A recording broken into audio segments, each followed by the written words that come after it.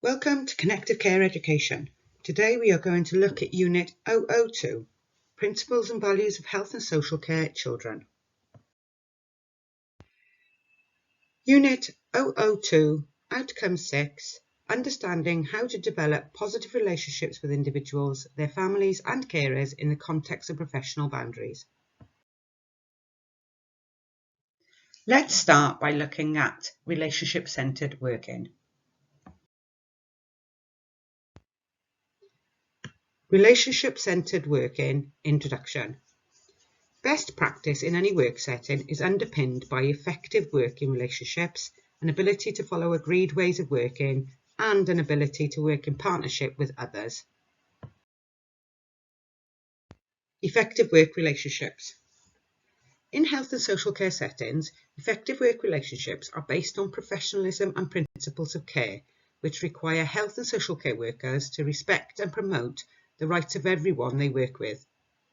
Relationship-centred working is a personalised partnership approach of forming and maintaining important relationships, as well as recognising the importance of these relationships in the delivery of effective and safe care and support. This includes team members, colleagues, other professionals, the children and young people who need care and support, and everyone who is important to them. Their families, friends and advocates, for example, are further supported by relationship-centred working. The relationship-centred approach recognises the importance of the interpersonal and intrapersonal relationships that exist between children and young people and others around them. The relationship forms the context within which care and support takes place. Please pause the video here and complete Worksheet Learning Outcome 6, Worksheet 1, Effective Work Relationships. The importance of developing a positive relationship with children and young people and their families and carers. Positive relationships. Developing a positive relationship with children and young people, their families and carers in health and social care settings is important. This requires input from team members, colleagues, other professionals who are all stakeholders in meeting the care and support needs of children and young people, their families and carers. Equally important is the input of the children and young people themselves, their families, friends and advocates. Partnership working through the development of a positive relationships ensures a best practice holistic approach in meeting care and support needs. Positive relationships are based on trust, which is key to ensuring children and young people are safeguarded and receive the care and support they need and request. If a relationship is not positive, children and young people will not feel able to communicate effectively with staff and others, and not able to voice their needs, concerns or preferences. Professional boundaries and how to balance these with relationship-centred working. Professional boundaries.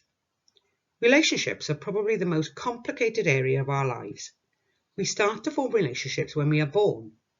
Effective work relationships are based on professional boundaries, which means that when carers support children and young people with health and care needs, they must show respect for their beliefs, opinions, life experiences and social, cultural and ethnic backgrounds, shape the way they work around their wishes, expectations and preferences, support their rights to dignity, choice, privacy, independence, confidentiality, equality and fair treatment, protect them from harm while supporting their right to take risks, communicate using a method of their choice, support them in such a way that meets their specific needs.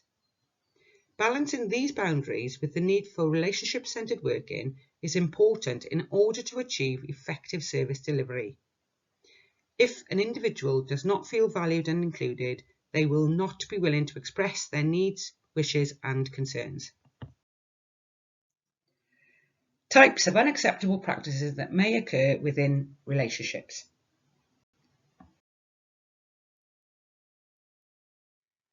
So what are unacceptable practices? Good practice in health and social care involves staff working in a way that puts the needs of the child or young person they are supporting first, so that they receive dignified and safe care. Unacceptable practice involves the child or young person not receiving appropriate care and treatment, and that they feel they are being failed by the system. Another example of unacceptable practice is when individuals are put at risk and denied services that they are entitled to, being unfairly treated and/or discriminated against, and not supported to meet their needs.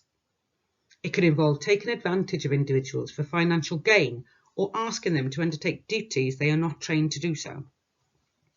Workers must remember they are professionals and not friends, so must act in a professional manner at all times. Here are some examples of unacceptable practice.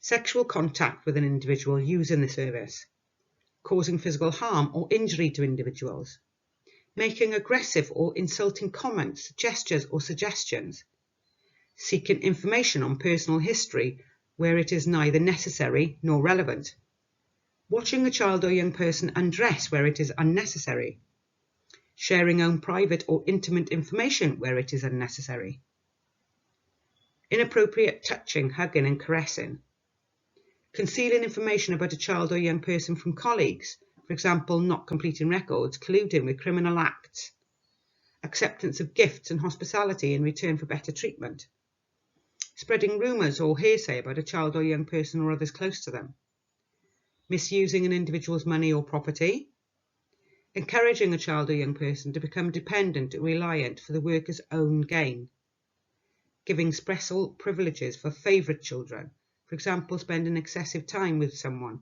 becoming over-involved, or using influence to benefit one individual more so than others, providing forms of care that will not achieve the planned outcome, providing specialist advice or counselling where the worker is not qualified to do this, failing to provide agreed care and support for or rejecting a child or young person, for example, due to negative feeling about a child or young person, trying to impose own religious, moral or political beliefs on a child or young person, failing to promote dignity and respect, any practices specifically prohibited in relevant legislation, statutory regulations, standards and guidance, taking a child or young person you support to your own home. And finally, please pause the video here and complete worksheet Learning Outcome 6, Worksheet 2, Examples of Acceptable Practices.